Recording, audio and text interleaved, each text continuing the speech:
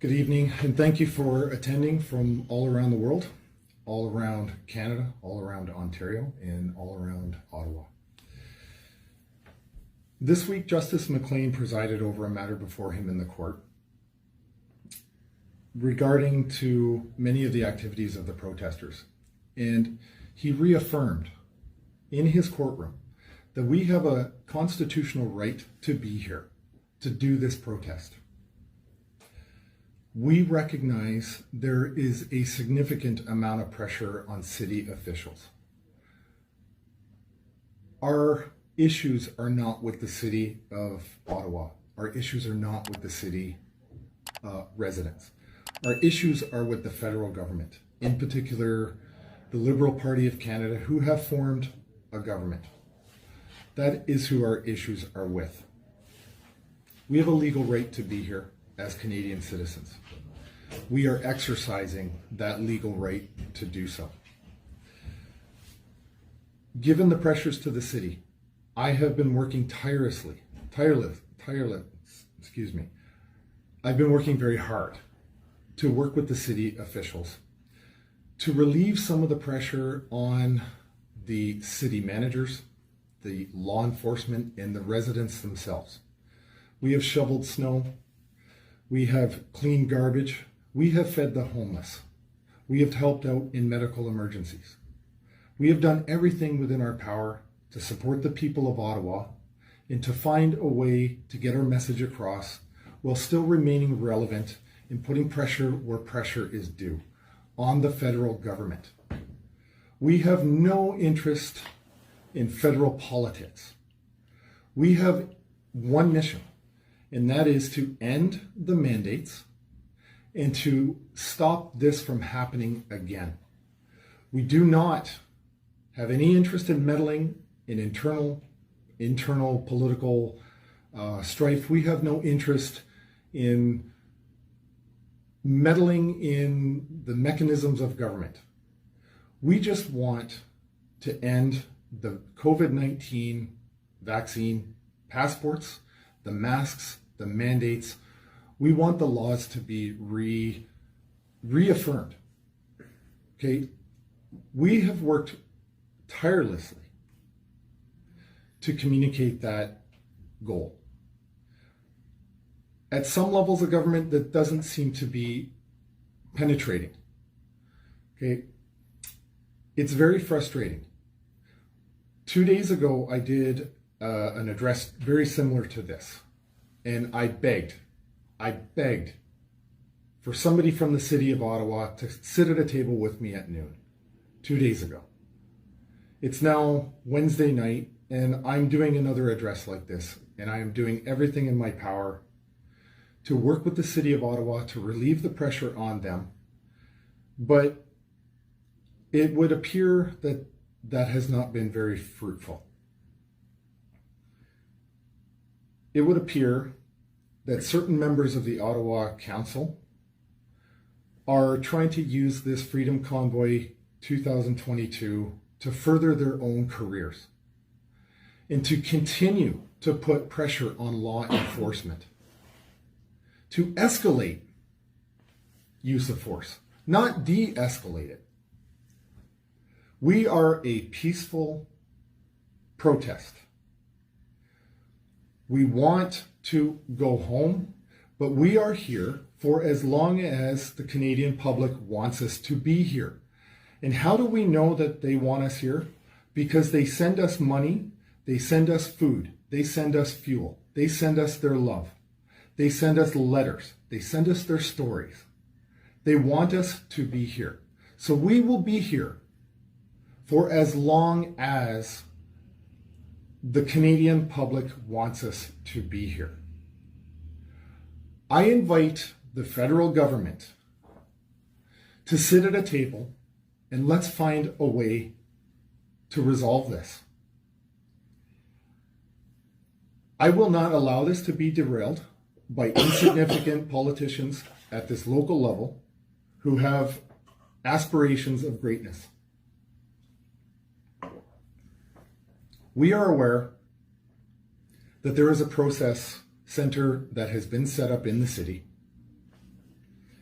with fingerprinting equipment, camera equipment, and it's a facility meant to process arrested truckers. We are prepared for this. If we are arrested, we will be taken into custody peacefully. We will not resist. Okay? We have a team of pro bono lawyers here in Ottawa who have set up an entire clinic to help our drivers deal with all the nuisance tickets that we're getting, all the ridiculous nickel and dime issues that we've been dealing with, in order to put pressure and annoyance onto the truckers. For those of you who are at home and you feel that this is much more than what it really appears to be, it is not. We are here for one thing and one thing only, and that is just to end the mandates. I know that the PMO's office has given instructions down to the city level to end this by Saturday. He does not want to end this through leadership, which is what people elected him to do. He doesn't want to end this through dialogue. He wants to end this by his old playbook that he's been using for the last 2 years, which is to talk about swastikas. Swastikas? Really? That's the tactic? That's unacceptable. It's irresponsible. It's immoral. It's unethical for a sitting prime minister to talk about people that have a legal right to exercise their charter rights to protest. But he continues down this road. I will sit at a table with you, Mr. Prime Minister. I will talk to you. I will work out a deal with you that is amicable to everybody. I don't do that on my own volition. I do that on behalf of the truckers. I will sit down right now, any place, any time with you. Let's solve this. Let's get at a table. People sent the members of parliament to Ottawa to represent, to lead. That's what we expect from you. That's not what we're getting. In exchange, what we're getting is the propensity to use tough talk and angle yourself, position yourself to a violent outcome. We are not going to give that. We will not be tricked into that. That is never going to happen.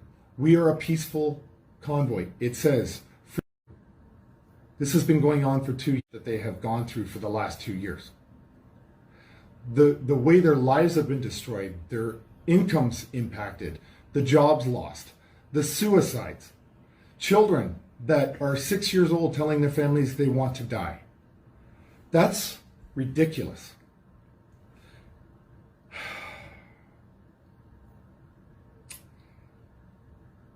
Justice McLean has told you loud and clear. He has reaffirmed you loud and clear. We have a right to be here, a right to be heard, a right to protest. That is what we are here to do. We are prepared to be arrested peacefully. We have legal representation already prepared. We know that the Canadian Armed Forces are doing their staff checks right now.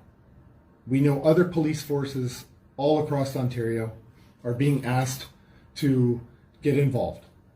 We also know that retired members of the military, active members of the military, retired members of all levels of law enforcement, active members of law enforcement want no part of this. They think it's morally wrong. It's not what they signed up for. This is ridiculous that this late in the game, I have to be making statements to the government of Canada to get them to sit at a table. I do not anticipate in any way that the Canadian forces would come here with aggressive vehicles, aggressive stance. So I'd like to put any of the discussion or rumor of that to rest now. I understand the Canadian Armed Forces. They will support law enforcement, and they know that they cannot be seen to be taking over from law enforcement. That is part of their mandate. They will not. I understand that. I understand that they'll take on a supporting role. That's fine. We are not afraid of members of the Canadian Armed Forces coming here. This is a peaceful protest. We have no fear here. We are prepared. We're highly motivated because we can't go home. We cannot go home. We cannot abandon our families. We cannot abandon our communities. Everybody here in this convoy is here for their children. That's why we're here. And if you can't understand that, I'm sorry. Get somebody in a room with me who does.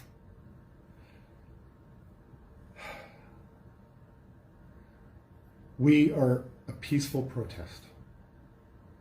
We want peace. We want the mandates to end. And last thing I will say, we want this to never happen again, ever. So it's not good enough just to say, I'm going to end the mandates, I'm going to end masks, this. Every premier right now is feeling the winds shift in one direction or another, and they're ending the mandates, and people know that it's a bait and switch. The only way this truly actually does matter is that if we stop doing this, and then we stop this, we set the conditions so this never happens to Canadians again. That's when we'll know that we can get back to just being the fun-loving Canadians that we are known for around the world. Thank you for your time. Thank you for tuning in. Thank you for all the support. Thank you for all the food, the fuel, the financial support to the truckers. Thank you for the letters. Keep doing videos. Keep reaching out. Keep sending your love. Pray for us to be resolved. Pray for us to make good decisions. If there are any questions, I'll take those now.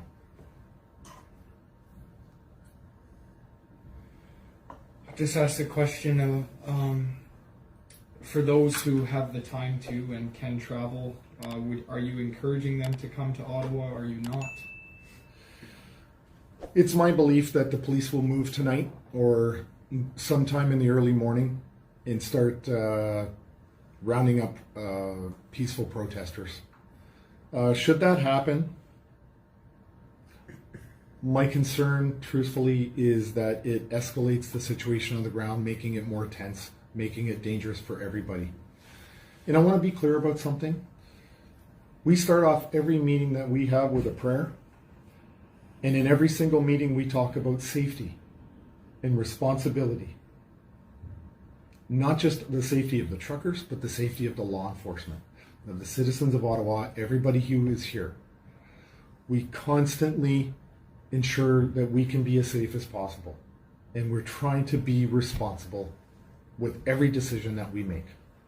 Our beef is not with the city of Ottawa. It's with the federal government in their mandates.